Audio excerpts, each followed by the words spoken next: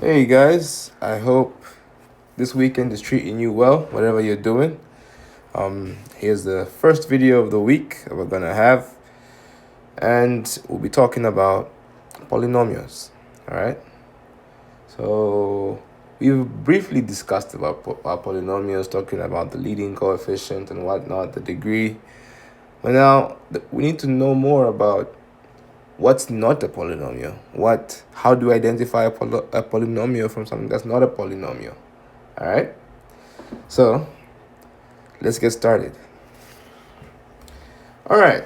So what's a polynomial formally? And I didn't give you a formal definition, but this is the one I want you to keep in your brains. All right. An algebraic expression. An algebraic expression. All right. Consisting of variables, coefficients, and constants linked. Oopsie. And these are linked by addition, subtraction, and multiplication.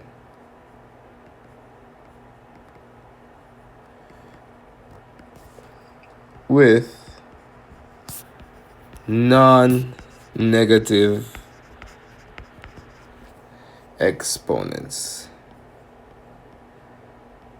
All right, this is a bit of a long definition, but this is basically what it is. All right, an algebraic expression is basically just a group of terms together. An algebraic expression, so a group of terms, right, consisting of variables, coefficients, and constants. So it could be a mix of anything. Like for example, I have one polynomial right here. You see, I have a mixture of, I could say I have a constant here, I have a constant times a variable, coefficients. It could be a mixture of whatever, all right? And they could be added, subtracted, or multiplied. And this is a very, very important point here, right? So they have non-negative, so I forgot to say, non-negative integer exponents. All right, they are the exponents, all the exponents in the polynomial. All right, you can imagine this 2x here has a 1, right? All the exponents in the polynomial, right? All of them should be positive. All right, they should be positive. All the exponents in the polynomial should be positive. All right. They also should be an integer. An integer is basically a whole number, right? A whole number, all right? A whole number from 0 to infinity. I say infinity because it can be any number, right? But it has to be a whole number. It should not be a fraction, all right? It should not be a fraction or a decimal, okay? So we have a group of terms, right? Our algebraic expression, all the exponents should not be a fraction, should neither be a fraction nor a decimal. They should be nice whole numbers, nice whole integer numbers that are positive. All right. So anyway, yeah, the same polynomial here: 5x to the power 3, 3x to the power 7, 2x to the power 1, and 5. Right. This is a valid polynomial because it satisfies all our conditions. All right. So now, what's this polynomial degree, if you remember? Well, the degree is just the highest power in the equation. So the degree of this polynomial is 7. All right, the highest exponent. Why is it a polynomial? Well, it satisfies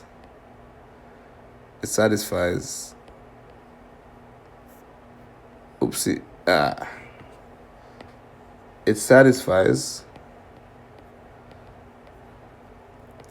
all the requirements needed. I know this is a bit of a lazy answer, so to say, because if you were to write this in your exam, I would not give you credit unless you write the definition. But this is a polynomial because it satisfies the conditions in our definitions. Its exponents are positive, all right? Its exponents are positive, and they are whole numbers. They're not fractions, all right? So that's really it. What about this equation? Well, this is not a polynomial, all right? Not a polynomial. Why? Well, this is a negative exponent. Negative exponent. This here is a fraction. It's 1 over 2 if you can't see. Fraction. So because of that negative exponent and because of the fraction, this is not a polynomial anymore. All right? So the skill I'm going to ask you to practice is to identify polynomials and tell me why they are not polynomials. I also want you to be able to tell me if at all the equation is actually a polynomial. You tell me the degree. All right. So anyway, let's see. Let's begin answering this one. This question over here. This question 1. Determine whether or not the following expressions are polynomials. If they are, state their degree.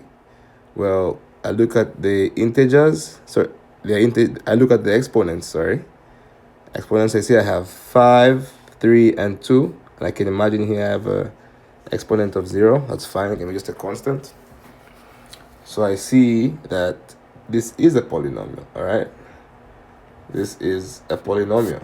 All right. Exponents are positive integers. All right. That's why it's a polynomial. So, what's its degree? 7. All right. No, it's not 7. Apologies. I was in a hurry. It's 5. 5 is the largest power in the equation. All right. What about this one here? So we say, I'm going to write it here for the sake. 3x fourth plus 4 square root of x plus 3. Well, this here, I can write this as 3x4. If you remember your algebra 1, when you see a square root, it's the same as saying x to the power 1/2 plus 3. All right. So because of this fraction, this is not a polynomial. Not a polynomial. All right. What about this guy here? Well, we see that they're negative powers. All right. Negative powers. So not a polynomial. All right. Okay. So now this one here, interesting one. So the coefficients are fractions, all right? But what matters is the exponents, all right? The exponents of the variable. The coefficients can be fractions, right? Coefficients can be fractions. But the exponents always have to follow the rule of always have to follow the rule of being a positive integer. All right. So exponents are positive integers. Thus, this is fine. All right. And then lastly, this guy here. Yeah, just because it's only has one term, it's still a polynomial. This is a monomial, all right? A monomial. And why is it a monomial, a valid polynomial rather? Well, its exponents are positive integers. Exponents are positive integers. And these two are both valid polynomials. All right. Here, the degree of this polynomial is 10. The degree is 10. And the degree of this polynomial, when you see this case, you have to add the exponents, 4 plus 3, so that the degree of this monomial is 7. All right. Then I'm also going to ask you to simplify polynomials. All right. I'm going to ask you to simplify these polynomials. When we say simplify, we basically mean write the expression in a way that no term can be added, divided, divided or multiplied in any possible way. All right, in any possible way.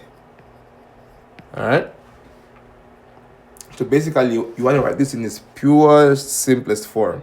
Whatever can be added, you gotta add. Whatever can be subtracted, you gotta subtract. All right, and whatever can be multiplied, you gotta multiply. Whatever you can divide, you gotta divide.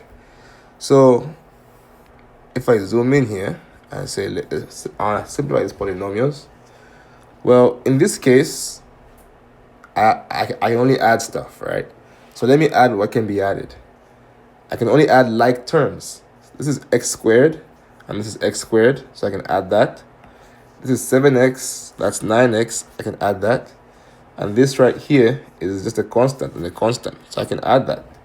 So when I simplify everything here, I get, let me first group everything. I'm going to get rid of the colors because I want to see the whole equation. It's going to be 6x squared minus 4x squared, all right? And I'm going to have minus 7x, right, plus 9x plus 8 minus 5. So here I just grouped them by their like terms, all right? Because I'm adding and subtracting, I'm allowed to do this. I can just rearrange the equation by first grouping them by their like terms.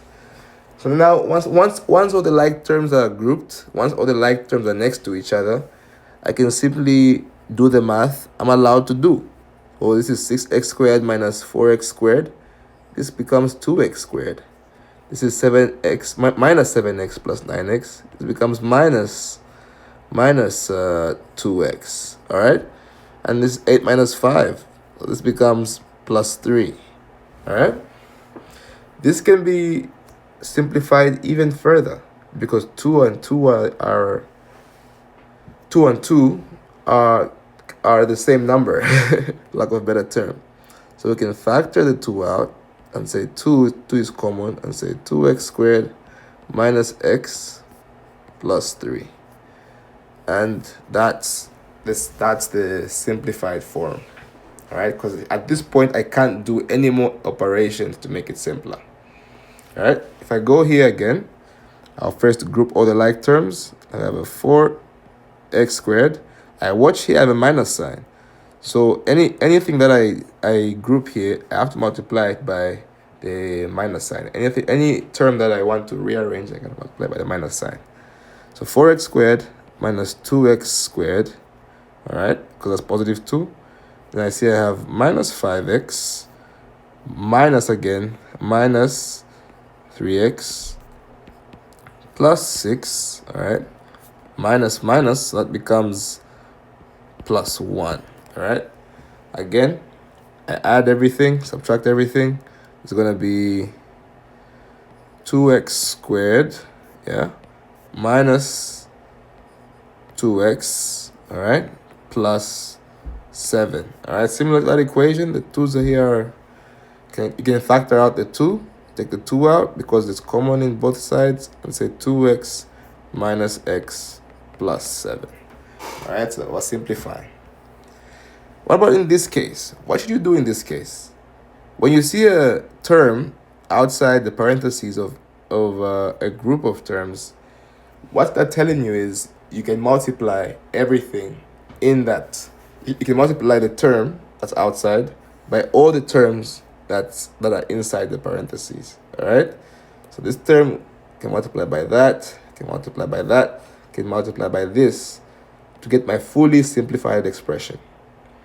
So, multiplying and adding aren't the same. For you to add two objects, they have to be of the same term. But when multiplying, it doesn't matter at all. All right. So let's go. If I multiply 4 over 3 x squared times 6x, I will get I multiply the constants first. This is going to be 4 over 3. Actually, let me just write them out first. 4 over 3 times 6x squared plus 4 over 3 times 4 over 3 x squared times 9x. All right, minus, the minus sign has to stay there, 4 over 3 x squared times 12. All right, so at this point, what I should do is multiply the constant, all right, by the constant, and this becomes, here 6 times 4, I can multiply by the numerator, 24 over 3 x squared times x squared. And in this stage, you gotta add the exponents, right? It's going to be x to the 4th, because you gotta add, because of the same base, right? So all you do is add this exponents, and then you move on. X is going to be 9 times 4 divided by 3. So I'm going to multiply the numerator again. 9 times 4 is 36 divided by 3. And then x squared times x. Well, here you can imagine there's the same base. So you can imagine there's a power of 1 there. So 2 plus 1 is going to be 3. So x to the power 3. Minus, here there's no x, so that's good. This is going to be 12 times 4 over 3. 12 times 4 is 48 divided by 3 x squared, because there's nothing to add the x to. I can divide these. I can make this even simpler. I can say this is going to be equal to, let's say 24 divided by 3 is it 9? It's not 9. 24 divided by 3 is 6. So this becomes 6. So I'm dividing these. This becomes 6x to the power 4. 33 divided by 6 is just 12. 36 divided by 3 is just 12. So plus 12x to the 3rd. And then here, 3 times 12 is 48. So if I divide 48 by 3, it's just going to be 12. So 6x to the power 4 plus 12x to the power 3 is just going to be 12x to the power 2 again over here. So I've just divided the 3 by these whole numbers over here. Okay, so what about this question here? All right, what do we do about this one here? Well, okay, what do? We multiply each term, all right, by both elements in the parentheses. So I can multiply x squared by x plus 2. And by the way, notice this is the trinomial times a binomial. All right. So in this instance, for today, what we'll learn is that to multiply, to get our fully simplified expression, what we need to do is multiply each term in the trinomial by each term in the binomial. Or if you want, you can do it vice versa. Multiply each term in the binomial by each term in the trinomial, and that will be the same equation. But so I'm going to multiply x squared by x plus 2. I can go 4x plus, and 4x times x plus 2. And I'm going to say minus 6, a different color, minus 6 times x plus 2. All right? So, sorry, that's just my house. Sorry, Paul.